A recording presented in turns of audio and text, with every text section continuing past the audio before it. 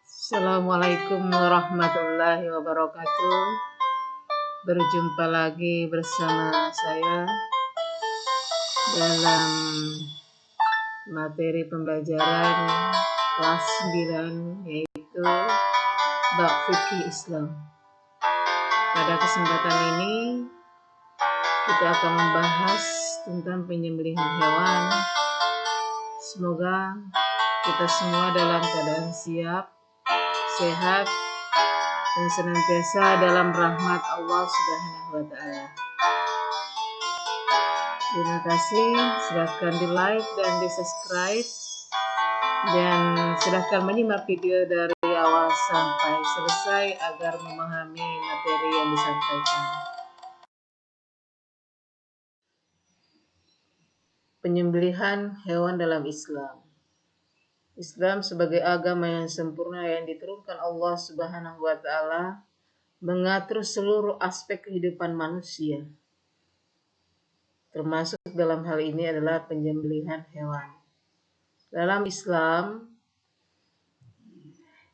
hewan yang halal dimakan itu bukan hanya jenisnya yang halal, tetapi tata cara penyembelihannya juga harus mengikuti dengan tata cara dan syariat Islam.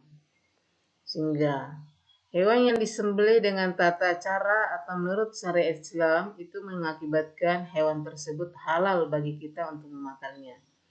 Akan tetapi jika hewan itu halal, misalnya sapi ya atau ayam, hewannya halal, tapi ketika tidak disembelih menurut syariat Islam atau misalnya jadi bangkai, maka itu mengakibatkan bagi kita haram untuk dikonsumsi.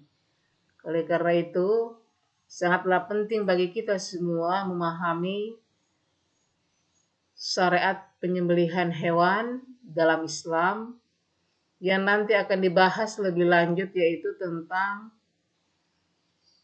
syarat-syarat orang yang bisa menyembelih hewan. Yang kedua adalah alat yang dipakai dalam penyembelihan. Kemudian yang selanjutnya adalah syarat hewan yang akan disembelih. Kemudian yang selanjutnya lagi adalah tata cara pelaksanaan penyembelihan menurut syariat Islam. Semoga bisa diperhatikan dengan teliti dan lebih baik lagi, agar mendapatkan pemahaman yang benar dalam memahami halal haramnya hasil sembelihan itu.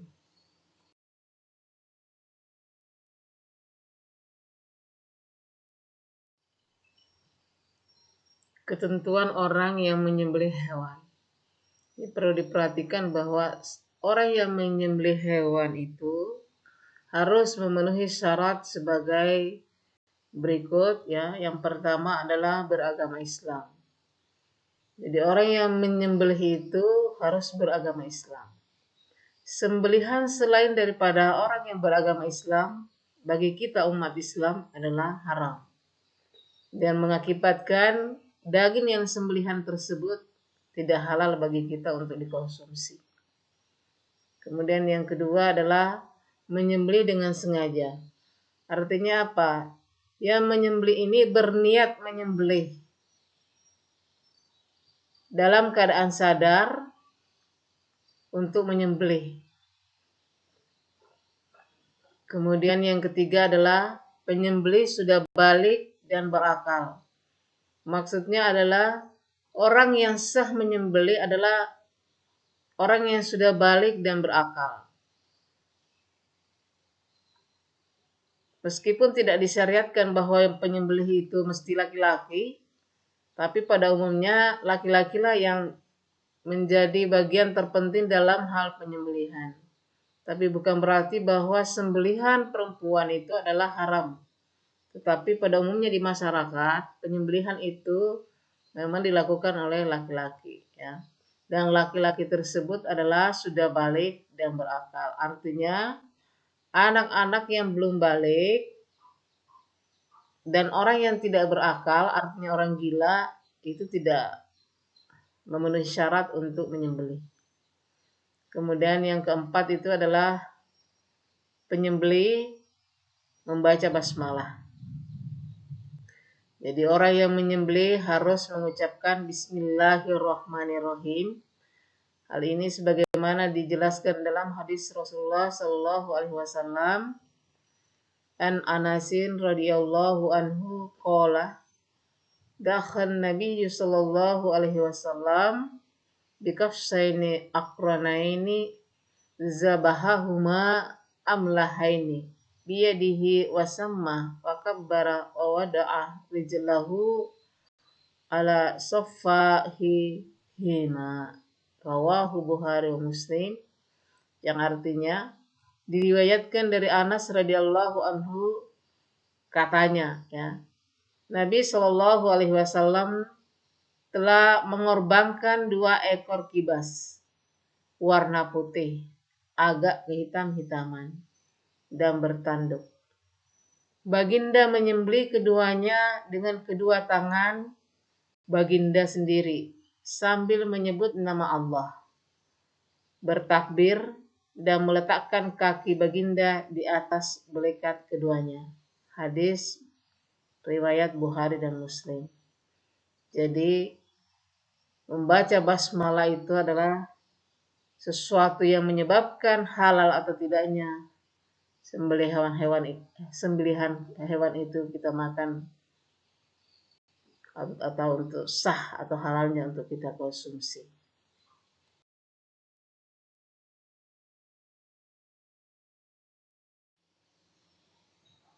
Hewan yang akan disembelih harus diperhatikan, harus memenuhi syarat, ya. Hewan tersebut yang pertama adalah hewan yang disembelih dalam keadaan hidup. Artinya hewan yang akan kita sembelih itu adalah hewan yang hidup.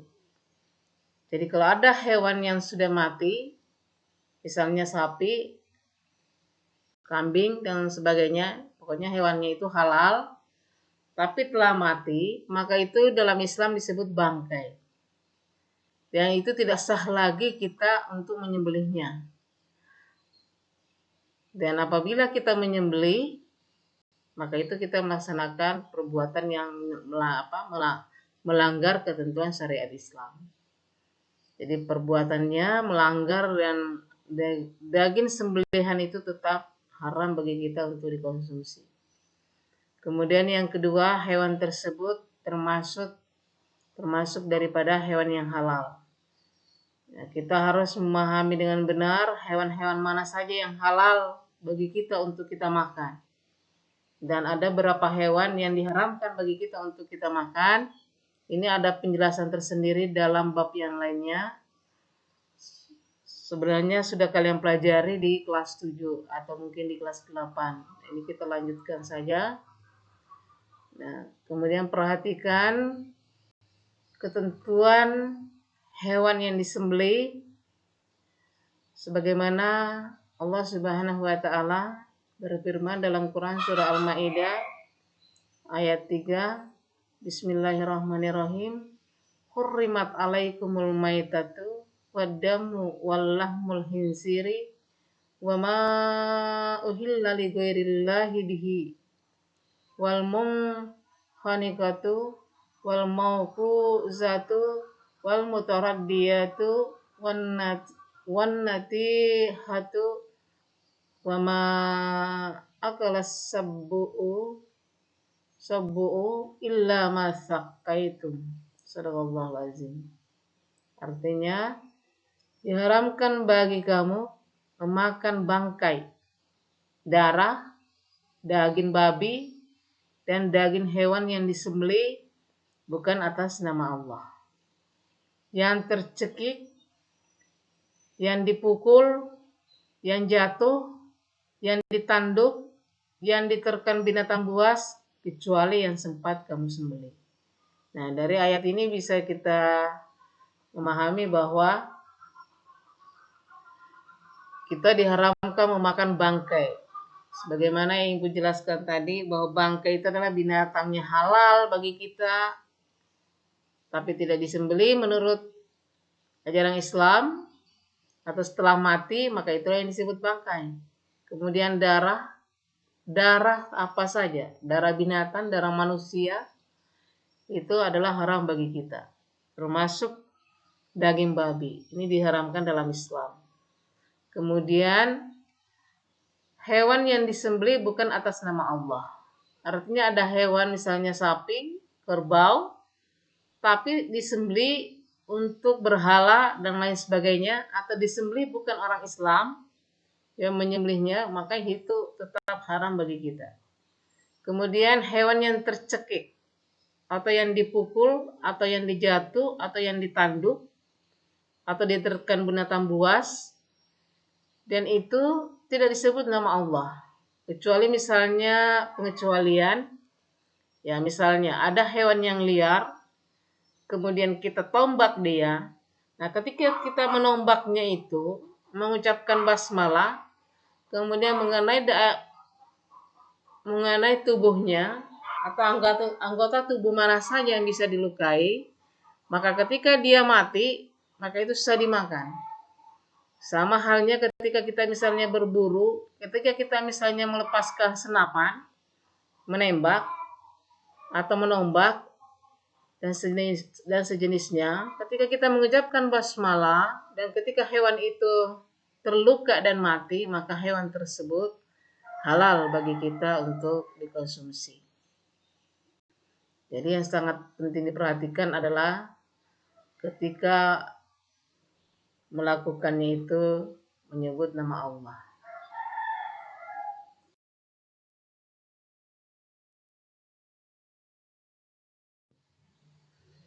Ketentuan alat yang dipakai untuk menyembelih. 1. Alat yang digunakan adalah alat yang tajam dan dapat melukai agar mempercepat kematian hewan. Hal ini dimaksudkan agar tidak menyiksa binatang. Oleh karena itu tidak dibenarkan atau dimakruhkan atau bahkan dilarang kita menggunakan alat yang tumpul tidak tajam karena akan menyiksa binatang dan memperlambat kematiannya. Yang nomor 2 adalah alat tersebut tidak terbuat dari kuku, tulang, atau gigi. Jadi alat yang kita pakai menyembelih bukanlah bahan dasarnya terbuat dari kuku, tulang, atau gigi. Misalnya kuku, karena tidak ada pisau dan lain sebagainya, punya kukunya yang panjang, lalu kita mencekik misalnya ayam, kemudian mati, maka itu tidak dibenarkan, ya.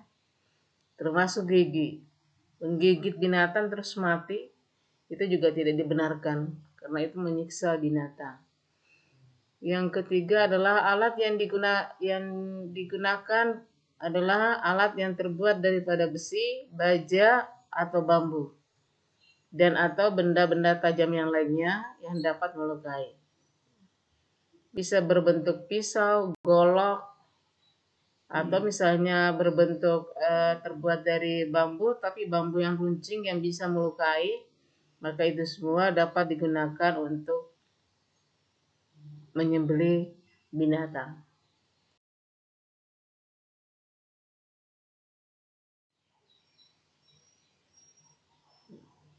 Nah, ketentuan menyembelih ini harus diperhatikan beberapa hal, ya. Berkaitan dengan penyembelihan, 1, dilakukan pada urat leher binatang sampai terputus saluran makan, saluran pernapasan, dan 2 urat lehernya. Bisa dilihat di gambar ini, ya, ada saluran pernapasan, saluran makan, kemudian ada 2 urat lehernya, ya.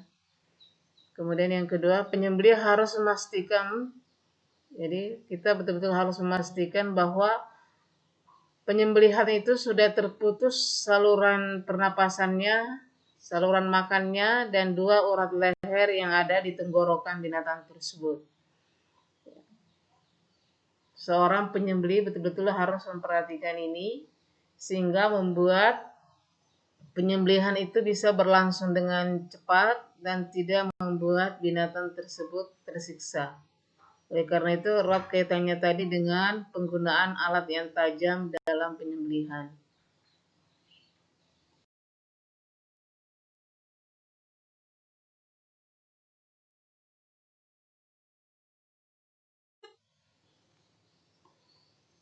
Selanjutnya adalah tata cara penyembelihan hewan. Penyembelihan hewan secara umum dikenal adalah menyembelih dengan cara tradisional seperti yang kita saksikan pada gambar tersebut dan sering kita lihat di tengah masyarakat. Tapi seiring dengan perkembangan teknologi dan kemajuan zaman dan jumlah daripada hewan yang disembelih sehingga sekarang sudah ada yang namanya penyembelihan secara mekanik atau secara modern. Nanti akan kita bahas lebih lanjut. Sekarang kita lihat dulu bagaimana tata cara menyembelih secara tradisional. Yang pertama adalah menyiapkan lubang penampungan darah. Jadi tanah itu digali ya untuk menampung darahnya sehingga darah tersebut, darah dari penyembelihan binatang itu tidak berhamburan kemana-mana. Yang nomor 2 adalah hewan yang akan disembelih dihadapkan ke kiblat. Lambung kiri di bawah ya. Jadi lambung kirinya di bawah, kemudian hewannya menghadap ke kiblat. Nomor 3 adalah leher hewan diletakkan di atas lubang penampungan darah. Jadi leher hewan yang akan disembelih itu pas di atas lubang penampungan darah yang telah dibuat. Kemudian yang berikutnya adalah yang nomor 1, 2, 3, 4. Nomor 4, yang menyembelih berniat menyembelih. Kemudian yang nomor 5 adalah membaca basmalah, kemudian membaca salawat dan bertakbir. Ini sering kita saksikan ya, terutama kalau ada penyembelihan hewan kurban pada saat Idul Adha. Kemudian yang keenam adalah arahkan pisau pada leher hewan yang akan disembelih sampai terputus urat tenggorokan, saluran makan, dan urat lehernya. Biasanya penyembelihan secara tradisional ini sering dilaksanakan di rumah pemotongan hewan dan atau misalnya pemotongan di tengah masyarakat dalam jumlah yang tidak terlalu banyak atau pemotongannya yang jumlahnya sedikit. Sedangkan pemotongan yang jumlah lebih besar dan untuk kebutuhan yang lebih banyak biasanya orang menggunakan dengan alat mekanik. Bisa kita perhatikan pada slide berikutnya.